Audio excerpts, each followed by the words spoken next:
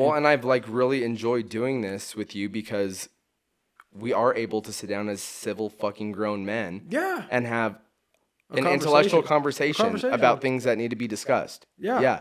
Because like, I really do think that like when you sit down with somebody, you'll find out that you have more in common than you have differences. Absolutely. And differences are okay. That's right. That's what makes us unique as human beings. What, the variety to spice of life. Right. Yeah. But like, I don't know. Like, I really do think that whether you're looking at stuff like transgenders competing, well, I'm sorry, but you originally, I don't want to stray away from your question. You asked me what my thoughts were on his policy of LGBT people adopting. Yeah. And then you talked about transgender serving. Yeah. So I don't want to dismiss your question. I think that gay people should be able to adopt. That's pretty cut and dry to me. Yeah. Like, I mean, people get so mad. Like, it's an old argument. I don't hear it very much anymore, but I know growing up I heard it. It was very archaic. It's like, I thought we covered civil rights fucking 60 years ago. Like, why? Like, well, because it's like, oh, well, gay people shouldn't get married because they can't procreate. Well, it's like, well, okay, well, like, yes, like if you wrote that down on a piece of paper and showed it to me, you are correct. They cannot procreate. This is true. However, if they want to have a kid and we have an adoption system that is in fucking shambles right now, maybe they're the prime audience to go and adopt if they so choose. Right. Right? That makes sense to me. It's always the pro-lifers that don't want us to be able to adopt it, which is insane. Why do you think that is? I don't know. I literally could not even answer that question. You're so pro-life. You want these children to be born. You're so against abortion. But when our community wants to go adopt and give a child a home, you're against it. Then no, at that point, you're not fucking pro-life. You're pro-birth. You want these children to be birthed and then what? Go into the system or go homeless? Like, do you think, because the way I digest that's almost like, at least for the past, we were in 2021, so like the past 40 years, 35 years, that's like a conservative problem than it is more than a liberal problem. Like liberal and conservative, like they kind of flip-flop and go everywhere. But that's interesting. I mean, yeah, as far as I see it, I really do think like that's your prime audience for adoption. And then, so as far as like transgender people serving in the military, I think that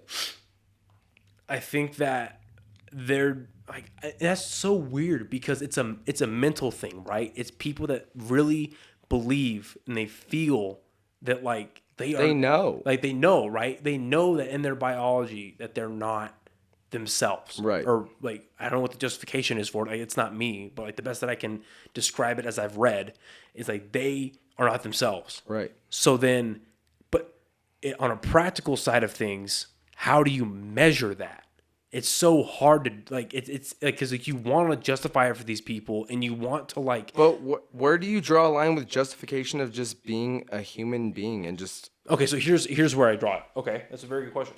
So, we brought this up when Springer came on, the female that was on Rogan talking about the transgender women in high school, 17 years old. There's a big uptick in that. Remember that? I don't know how to try and find that. But so basically there was a woman that came on, and I'll do my best to find it so I can send it to both of you so you guys can listen to it. Yeah. But basically she wrote a book, and what was going on was, this was like her writing the book and publishing was during the height of like when Caitlyn Jenner happened, right? Yeah. When that whole that milestone happened. And there was a group of there was a case study of girls where they were between the ages of, I think, like 16 and 17, possibly 18, where they were in high school and they weren't like very popular. They weren't like really with the in crowd. They had low self-esteem. You could even classify as borderline like early onset depression, like whatever it is, right?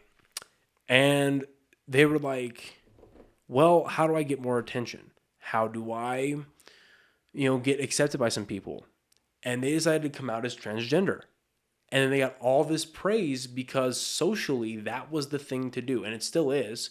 But that's the thing to do. That whenever somebody comes out as transgender, you say, like, good job, awesome, we're so proud of you, that's so brave. Because again, like, and I get it. admittedly. Like, I get it because like you don't know if it's somebody that's looking for attention or that's kind of like feed into the wave of hysteria, or if it's genuinely somebody who is transgender and feels that. I feel like you don't like I said, you don't make your life harder on purpose. I agree. No, I totally agree. You know what I mean? But that's the point though, is like when you, because there's people that discriminate with that 100%. And I don't think, at least sadly in our lifetimes, I don't think that's going away. No, for sure. But like more and more, there is a growing group of people, a bigger group of people. I think that's her. I can't fucking read. Yeah. God, dude, my eyes suck. Let me tell you. God, what was I saying? So there's a large group of people that are growing, and they're willing to accept you, and they're willing to say like, "Good job," and then they'll praise you on social media, and they'll praise you like wherever. So that's where people will like feed into, and it's sad because I feel like that detracts from people who actually are in that category of I am a transgender. Like I think a perfect example. I was having this conversation about a week ago. Is Ellen Page turning into Elliot Page? Yeah. Right. So you look like I watched her long form interview, which is borderline a fucking podcast, which I think is hilarious, with Oprah Winfrey. Did you watch that? I didn't watch it. Very good. You should check it out. It's very, very good. I think it's like 20 or 30 minutes. Yeah. It's very good. And her answers, or his answers to the questions and how he is handling this newfound life, because it's still under a year, right? Right. No, he just came out as trans. It just happened. Yeah, it just happened. So, but the way Ellen Page is handling the transition from Elliot Page, it's so fucking... You mean to Elliot Page? Yes? God, this is why I dropped out of college 3 times. All right? I suck at speaking. But yes, the way this person is handling the transition, it's blatantly obvious that this is what they wanted. They weren't talked into it. There wasn't a PR team trying to convince them. There wasn't money backing it. Yeah. Like, this is what this person wanted. For sure. And because Ellen Page is a successful actress, and I fucking love Juno. That's still one of my favorite. That is an iconic movie. Yeah, that is one of my favorite coming of age movies. You still have my stocks. I still have your virginity. That's fucking perfect. But like, she goes, your shorts are especially bright today. He goes, thanks. My mom uses color safe bleach. Yeah. She goes, go Carol. Go Carol. Yeah. So like, and because Ellen Page was such a fantastic actress and garnered all these resources and money to be able to have a safe transition. Yeah. That was clearly like, you saw the shirtless picture, right? No. Could you go on Instagram real quick and look up fucking Elliot Page? This motherfucker has abs, bro. My thing is like, it's just like, it's no one's business what's under your clothes. I agree. No, I agree. But yeah, no, I agree.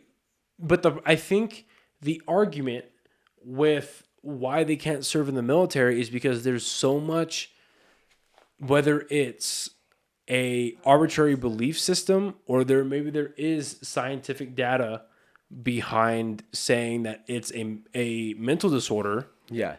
You don't necessarily want that person behind a gun. Yeah. So it's like, okay, sure. Like, let's assume that's what we're going with. 1% of our armed forces is combat arms. That's infantry, artillery, tankers, and I don't know. You can ask me anything about the military. Christy would probably know everything more than I would about the military. I just feel like if a person is willing to fight for their country, so I agree. It doesn't matter. That's what I'm saying. So beneath your pants. So if I were to handle transgenders going into the military, I would say sure. If you are fully transitioned and you want, so yeah, that's that. Well, damn, he does have abs. He's got fucking abs, bro. And I'm over here like same.